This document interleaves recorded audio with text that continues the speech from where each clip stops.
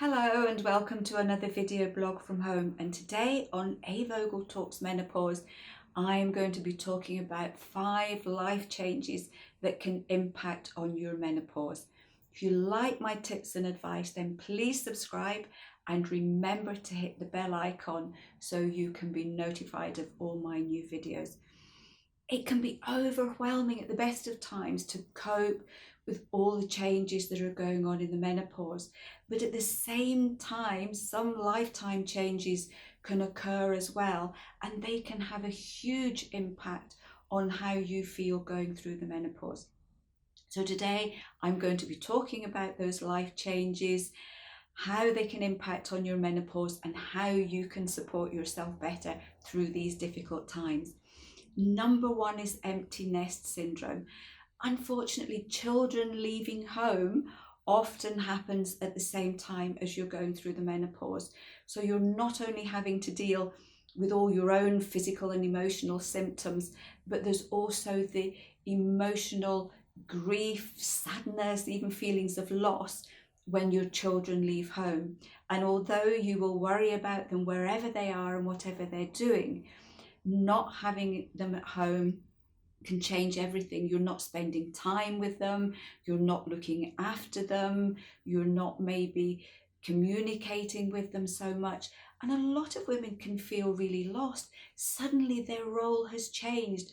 Who are they? They don't know who to be anymore because they've been in the caring role for so long, and suddenly not having these things to do can have a huge impact on how they feel emotionally as well, and that can impact further on all the emotional symptoms that they may be feeling.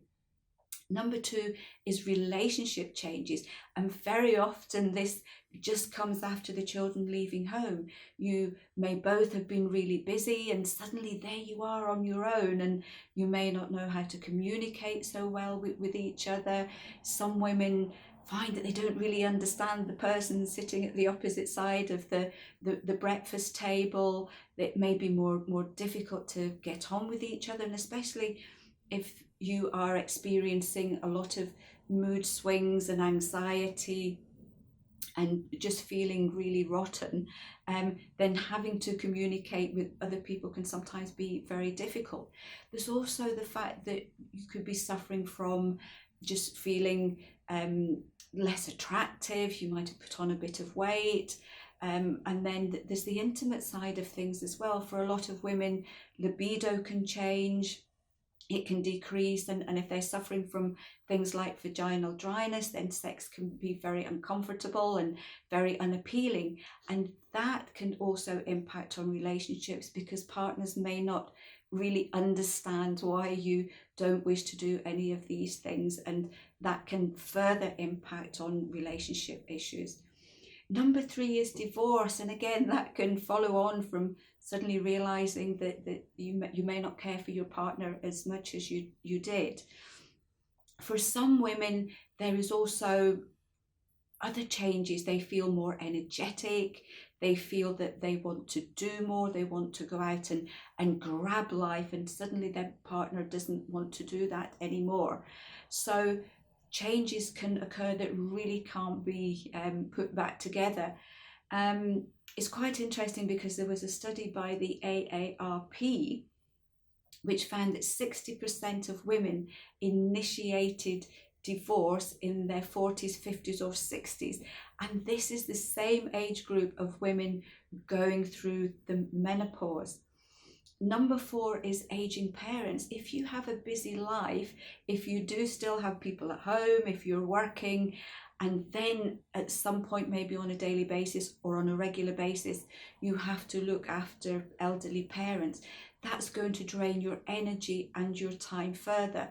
So if you're already experiencing things like fatigue, emotional issues, and then you have to give even more at the end of the day, and you're worrying more about your parents as well. So this can have a really big impact on your time, on your energy, and on your emotional self too. Number 5 is work burnout. So again, if you are having to cope with the menopause, if you are having to work, it can be really difficult. If you are suffering from symptoms such as fatigue, if you're not sleeping well, if you're getting brain fog, even things like irritability can impact on working life, if you're losing your confidence, all of these can have a big impact on your work. And a lot of women sometimes start to get afraid that they're not doing their job well. They may sometimes get pulled up by their manager or their boss because they're not doing their job as well as they did. And this can add extra anxiety onto everything else that's already going on. So how can you cope with these things? It's really important to talk, and it's important to try and get people to understand how you feel. I know it's not easy because a lot of women don't understand how they feel, what's going on with themselves. So trying to explain to somebody else can sometimes be very, very difficult.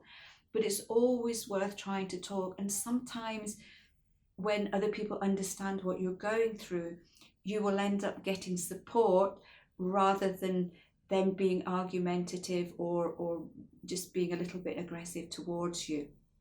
It's about having a good support network. And I will be talking more about this next week. So it's about having maybe friends who are going through the menopause, having a meet up on a regular basis just to be able to talk, and sometimes having a good moan and sometimes even a good cry can make all the difference. Or even setting up a support network yourself if you know other women are struggling too, especially if you're at work and there's a lot of women around your same age that may be going through the menopause too. It can make a huge amount of difference to how you feel and how you can cope. It's about not being superwoman. Don't try and do it all. The menopause drains you of energy at the best of times, and so many women tell me that they're trying to battle through it and they're trying to do everything, and all that happens is that symptoms get worse, they get more and more fatigued, and they're less able to do the things that they need to do. So this is one instance where, please ask for help. There is nothing wrong with asking for a little bit of help. So many women feel that they have to do everything. They're the linchpin of the family and everything would fall apart without them. But asking for help, again, it can make a huge difference to how you feel and how you can cope through the menopause. And it's also about looking after yourself.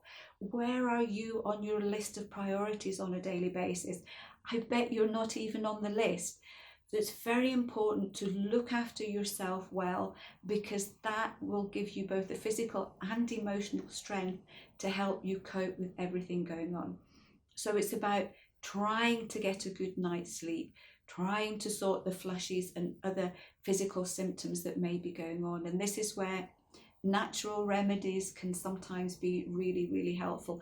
And I've posted plenty of blogs on how to get a better night's sleep, how to deal with hot flushes and other emotional and physical symptoms. So please check them out in our library. So I hope you found this one really helpful. It's a difficult time, as I said at the beginning, at the best of times, and these life changes are without our control. We can't control everything in our lives, and sometimes these things happen and we have to deal with them the best way that we can. If any of you out there have had any difficulties and you've surmounted them, please let us know. We would love to hear your stories, how you coped, how you did to make yourself and your life better. We would love to hear them. So until then, have a good week, and I will see you next week for another edition of A. Vogel Talks Menopause.